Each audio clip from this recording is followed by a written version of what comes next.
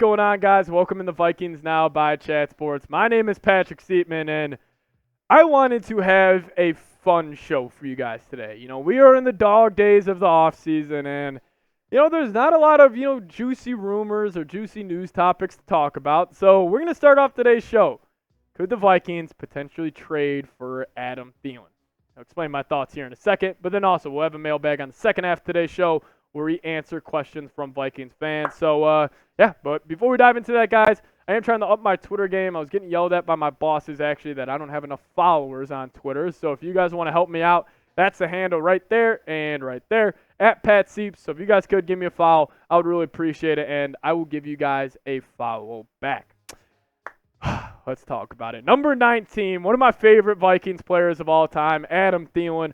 One of the coolest stories in NFL history. Him, being a D2 football player, paying the Vikings to try out for their team, working his way up, dominating special teams, then turned himself into, truly one of the better receivers we have seen over the last 10 years. But let's take a look at his production because, funny enough, guys, Adam Thielen had a great year last year. Even when the Vikings played the Panthers, I think that was in week 4, I believe, he was pretty solid. And he had over 100 catches, over 1,000 yards, 9.8 yards per catch, and really was that safety blanket last season for Bryce Young. And also keep in mind, he was the number one option for Carolina, and he was still able to produce. But look at the games played.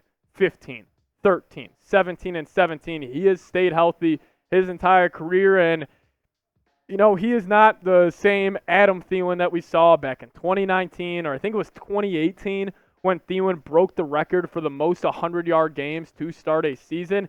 He's not that same guy.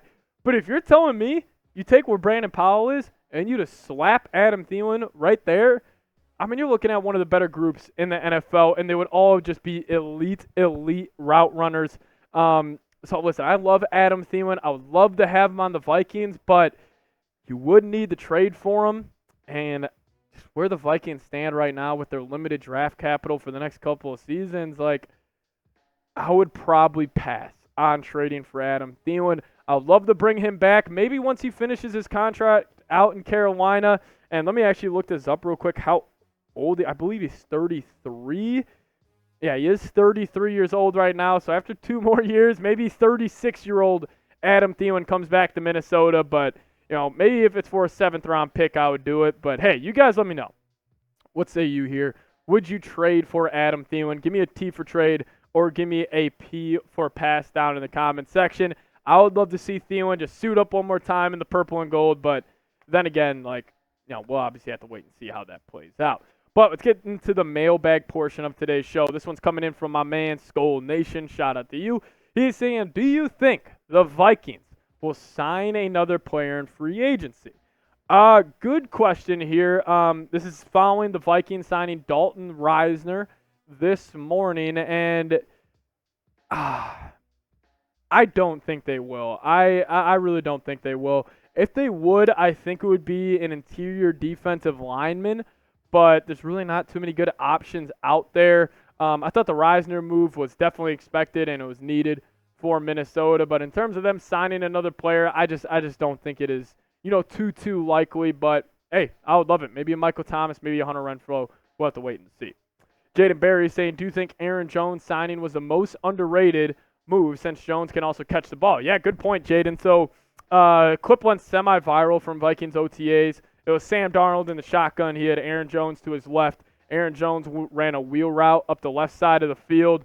And then Sam Darnold just dropped it in the bucket. He's got really good hands. He's had good hands throughout his career in Green Bay. And, rushing yard over expected, it's a stat I love where it determines how many yards PFF thinks a running back should get on a certain play. Aaron Jones had the highest in the league since Week 14 last season up until the divisional round. So I think he is going to help the running game immensely, and the Vikings have not been able to run the ball the last couple of seasons. So, yeah, Jaden, I totally agree with you. I think this was the most underrated move of the offseason, was signing Aaron Jones. My man Eric Mott coming in saying, sorry I am late. Who is the sleeper UDFA? If I had to say sleeper UDFA, probably Gabe Murphy. He's the edge rusher. He started off his college career at North Texas, then he went to UCLA. he wasn't drafted. So we had him as a top 100 player here at Chat Sports. He wasn't drafted because of his wingspan. He's got a super short wingspan. So, I think it's very similar to Ivan Pace, actually, where Ivan Pace wasn't drafted because he was undersized, but Gabe Murphy wasn't drafted because of his wingspan. Watch out for him. Just another edge that Brian Flores can deploy. But Bobby Wag saying, what is the biggest X factor for the Vikings this season? Quarterback play. No doubt about it. And, maybe that's a chalk answer. But if I had to go like just a specific player, I'd probably go Ed Ingram. Like if I had to choose one guy to take that next step this year, it would no doubt be Ed Ingram. But the biggest X factor is the quarterback play. Like if Sam Darnold, let's just say he goes for 4,000 yards, 30 touchdowns, 10 interceptions, and he has like a career year, like I think this Vikings roster and overall team is good enough where they're probably winning 10, 11 games. So biggest X factor for me is the quarterback position. But hey, everybody watching this video, you guys let me know what your biggest X factor is in the comments section. We'll get to more questions here in a second. Gotta tell you guys about a sweet deal we have going on right now. If you guys head to this link, chatsports.com/Vikings jersey, get your JJ McCarthy jersey today. This is going to be probably the jersey I wear on game days for the foreseeable future. I normally wore Justin Jefferson, but I kind of want to rock the franchise quarterback. So I already got mine in the mail, so if you guys want to as well, head to chatsports.com/Vikings jersey and get your McCarthy jersey today. Jaden coming in saying, are there any sleeper guys you are excited for? Sleeper guys that I'm excited for. I guess like one that's not getting enough buzz is like a guy like Blake Cashman. I think Blake Cashman, the linebacker we signed from the Texans, I feel like people aren't really, giving him enough love. I think he's a sleeper, but in terms of draft sleepers, Kyrie Jackson. You guys will hear me rave about this guy over and over again this summer. The cornerback out of Oregon, super big, 6'4", super fluid in and out of routes, or covering routes, and I just think he's going to be special. He's already had the battle through a ton of adversity throughout his life, and just the fact that he was able to overcome that and have a breakout year this past season at Oregon, I think it just kind of speaks to the person he is. So in terms of sleeper already on the roster, Blake Cashman. In terms of sleeper in the draft, I'll go Kyrie Jackson. Brian Sanchez saying, is Jefferson squared away? I hope so. I'm not worried about it. We actually, I'll actually address this right now. Mike Florio and Charlie Walters, it was honestly just criminal journalism out of those two. And I'll fully call them out. Like Charlie Walters, Pioneer Press, Mike Florio, Pro Football Talk. I thought it was honestly embarrassing what you guys have put out the past couple of days, saying that the Vikings were shopping Justin Jefferson during the draft, and you guys had sources calling you saying Minnesota was calling the Chargers to trade up to pick number 5 to draft Malik Neighbors. That's not true. Alec Lewis and Kevin Seifert with ESPN, who was fully tapped in with the Vikings organization, completely shut that down. He said it was complete BS. And you know what this was?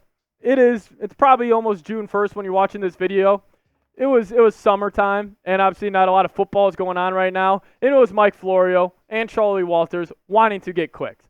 I thought it was just poor journalism by those two, and honestly, I thought it was embarrassing, especially for a guy like Mike Florio. I mean, you got a big enough audience, man. Like, like if you say something like that, the fire that is going to come behind it. But, they absolutely shut that down, and it really made me mad when I saw that, because it's just trying to create drama that just absolutely isn't there. And they know Justin Jefferson's name holds so much kind of juice in the NFL media circle.